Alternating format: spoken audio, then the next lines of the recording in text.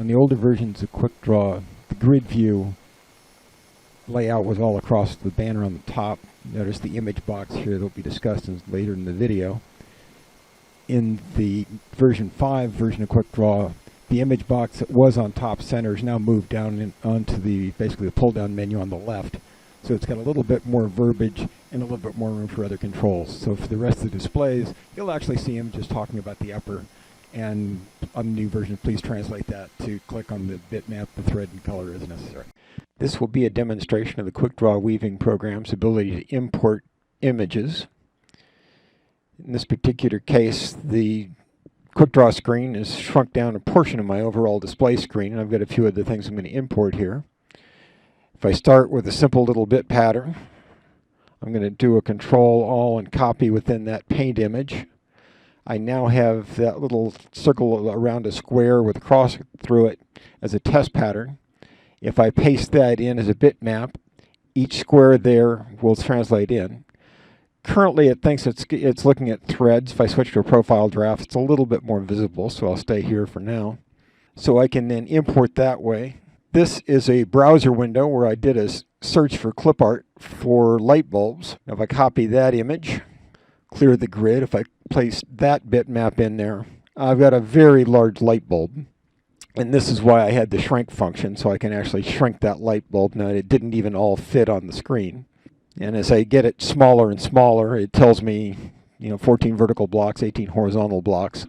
But I can also see the asymmetry there, so if I wanted to reduce the number of shafts, the number of treadles required to weave it, I can correct those that way. Now I also have an ability to parse a drawdown. This is another paint image of a weaving pattern. I select that window, Control A and C for copy it.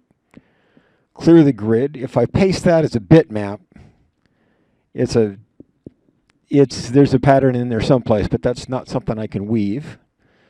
If I import that as an image, it's going to parse it and the structure is there, so I've actually imported that. And if I go back to export the draft, it's given me the drawing. Now I've got another example here of a color and weave effect, which is a little bit harder to try and digest. So I've got that image. Control A, Control C again to copy it. Let me clear the grid. And if I paste this one as an image, the pattern's there, but it's because of the color and weave, and you've got green in the warp and the weft, and white in the warp and the weft, it's a little harder to make sense of it. This is where the color and weave import becomes a little bit stronger. In that one, it physically looks and recognizes multicolor threads. If I paste that in, it's now actually recognized green warp threads, green weft threads, and will give me a colorized version of the final product. One comment in the process, I realize this is potentially a nice pirate tool. Since you're not playing for Quickdraw, let me ask you to make sure you're respecting copyrights and pay people that are due there. This will be an update for Quickdraw version 4.15. Now in this particular case, what I've modified the image bitmap import capability. Now what I wanted to be able to do was take an image. This is an image I've created in Paint.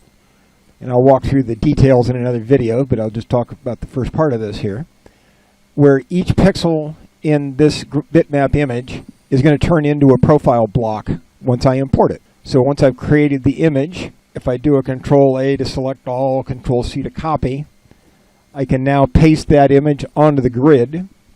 What Quickdraw is going to do is recognize that there's multiple colors in there, separate each one of those colors into a separate layer. So the first layer here is the white layer, then the blue, then the red, and it's added a quick marker down here in the corner so I can see where the layers break, and then I can go ahead and do block substitution from there to get the actual threading. And so that is the update to the bitmap image capability.